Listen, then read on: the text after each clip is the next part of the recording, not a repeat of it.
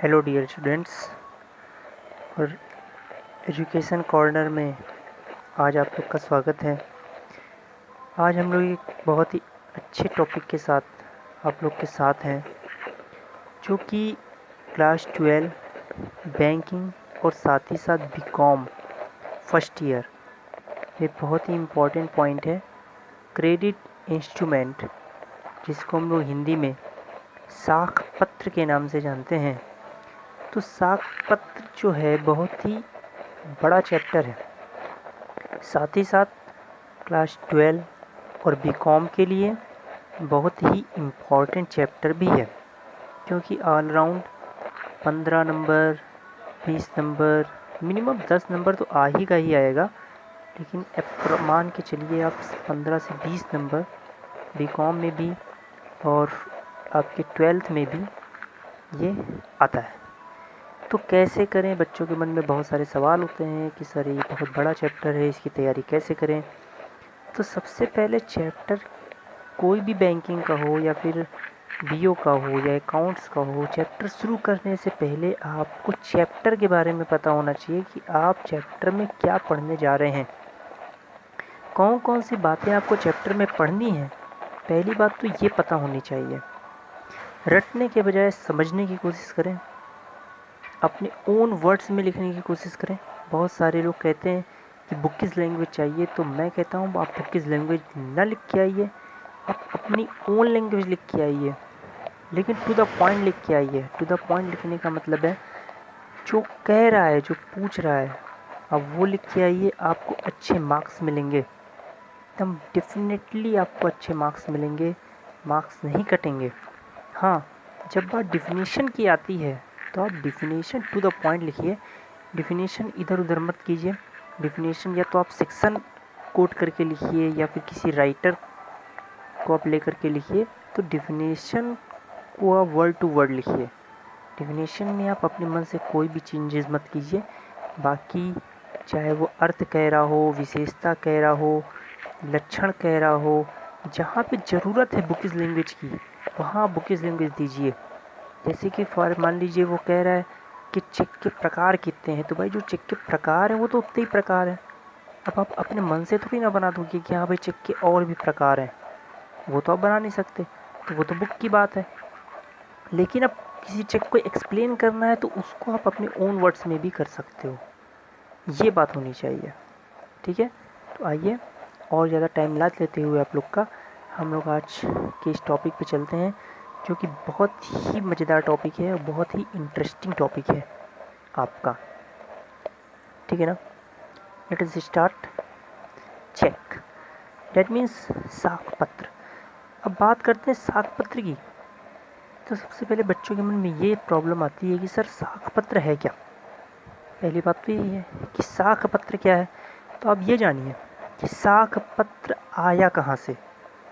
साख पत्र की जो बेटा उत्पत्ति हुई, साख पत्र जो आया वो आया, एक शब्द है साख। इस शब्द से साख पत्र की उत्पत्ति हुई है, जिसका मतलब क्या होता है? रिटन इन डॉक्यूमेंट, मतलब लिखित दस्तावेज। रिटन डॉक्यूमेंट, लिखित दस्तावेज, है ना? साख पत्र, रिटन डॉक्यूमेंट, लिखित दस्तावेज।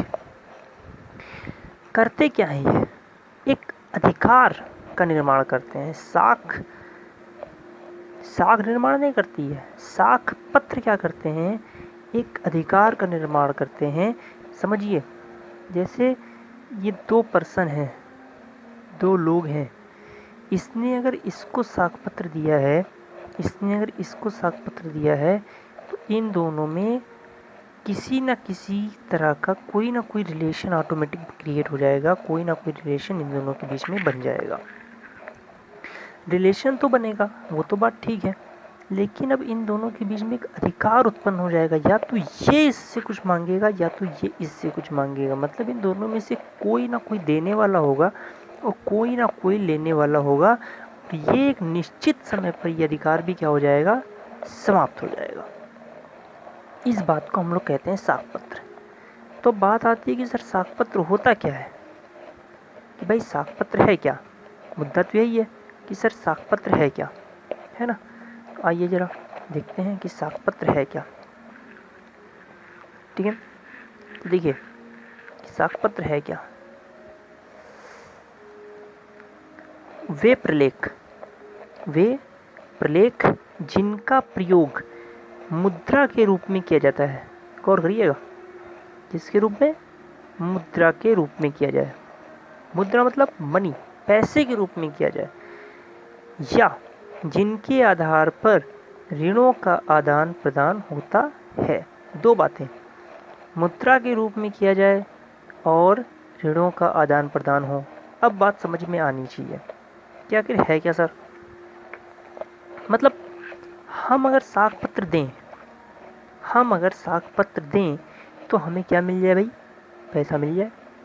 हमें साक्ष्यपत्र के बदले क्या मिल जाए, पैसा मिल जाए, पहली बात। या फिर साक्ष्यपत्र हम दें तो हमें क्या मिल जाए, लोन मिल जाए। दोनों में से कोई बात हो तो हम कहेंगे हाँ भैया क्या ये साक्ष्यपत्र है। साक्ष्यपत्र बहुत सारे हैं। आपकी जो बुक 12th की है उसमें जो साक्ष्यपत्र हैं उसके बारे में आइए जानिए, वो कौन कौन से साक्ष्यपत्र हैं। तो वो चेक, विनिमय विपत्र, है ना, प्रतिज्ञा पत्र, हुंडी, बैंक ड्राफ्ट, यात्री चेक, साख प्रमाण पत्र, ऋण स्वीकृति पत्र आदि। इसमें आप लोग एक बात और जान लीजिए, हम वो चीज़ें पढ़ें जो बोर्ड्स में इम्पॉर्टेंट है। जो कंटेंट ऐसे हैं जो हमारे बोर्ड्स में नहीं आते हैं, खाली एजुकेशनल पर्पज़ से हमें दे रखा है, उसे हम लोग, आप पर्सनली आप हमसे कह सकते हैं कि हाँ सर पढ़ा दीजिए, वो अदर मैटर है। लेकिन जो वीडियोस के थ्रू हम लोग पढ़ रहे हैं, लेक्चर के थ्रू पढ़ रहे हैं, तो वो कंटेंट पढ़ें जो हमारे बोर्ड्स के लिए इम्पोर्टेंट है। तो बोर्ड्स के लिए बेटा क्या इम्पोर्टेंट है, आइए एक नज़र उस पर डालते हैं कि बोर्ड्स के लिए क्या क्या इम्पोर्टेंट है।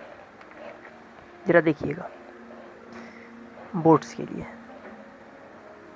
हमें पढ़ना है चेक। चेक में हमें इसकी परिभाषा, अर्थ, विशेषता, पक्षकार, सावधानी, मतलब चेक लिखते समय कौन कौन सी सावधानी होनी चाहिए, चेक के प्रकार, चेक का रेखांकन क्या होता है, चेक का अनादरण क्या होता है, और अनादरण के कौन कौन से कारण हैं। इतनी चीज़ें आपको चेक में पढ़नी है। चेक के बाद आता है विनिमय पत्र। इसमें आपको इसकी परिभाषा, अर्थ, विशेषता, पक्षकार ये पढ़ना है। फिर प्रतिज्ञा पत्र, इसमें परिभाषा, अर्थ, विशेषता, पक्षकार ये पढ़ना है। फिर आपका आएगा हुंडी, हुंडी में अर्थ, विशेषता, पक्षकार और प्रकार पढ़ना है। फिर आता है बेटा बैंक ड्राफ्ट, यात्री चेक, साख प्रमाण पत्र और ऋण स्वीकृति पत्र। इसके अर्थ आपको आने चाहिए, इसका मतलब आना चाहिए आपको सिर्फ, और बाकी इसमें से बोर्ड्स में कुछ नहीं आता है। बहुत ज़्यादा से ज़्यादा इसका मतलब पूछ सकता है, इसके अलावा आपके बोर्ड्स में इन सब बातों से कुछ नहीं आता है। तो मेन जो आपके कंटेंट हुए वो आपका एक सबसे ज़्यादा इम्पोर्टेंट हुआ, सबसे पहला मोस्ट इम्पॉर्टेंट बेटा चेक। चेक के बाद विनिमय विपत्र, प्रतिज्ञा पत्र, हुंडी, ये चारों बहुत ज़्यादा इम्पॉर्टेंट है। इनमें भी ये दो मोस्ट इम्पॉर्टेंट है, ठीक है, ये दोनों मोस्ट इम्पॉर्टेंट है। इसके बाद अगर हम इसकी बात करें तो हम कहेंगे भाई ये वेरी इम्पॉर्टेंट है, फिर हम इसको कहेंगे इम्पॉर्टेंट है, ठीक।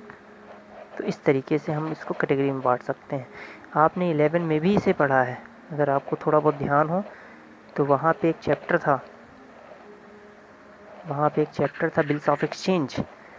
बिल्स ऑफ एक्सचेंज में आपने ऑलरेडी ये सब पढ़ा हुआ है, लेकिन आप भूल गए होंगे। ये विनिमय पत्र का पूरा चैप्टर था वहाँ पे, ठीक है। प्रतिज्ञा पत्र वहाँ पे था, ये आपने पढ़ा है, भूल गए होंगे। खैर, तो आपको यहाँ पे डिटेल में हम पढ़ाएंगे। चेक, विनिमय पत्र, प्रतिज्ञा पत्र, हुंडी, बैंक ड्राफ्ट, यात्री चेक, साख प्रमाण पत्र और ऋण स्वीकृति पत्र। तो अभी के लिए मैं क्या कह रहा हूँ तो समझिए, बहुत ही इम्पोर्टेंट चैप्टर है, एक एक पॉइंट बहुत अच्छे से समझना है आपको। कोई भी प्रॉब्लम हो तो प्लीज़ आप कमेंट में बताइए। हमने अपना पर्सनल नंबर भी आपको दिया है, आप व्हाट्सअप कर सकते हो, कॉल कर सकते हो, जैसे भी आपको समझ में आए आप कर सकते हैं।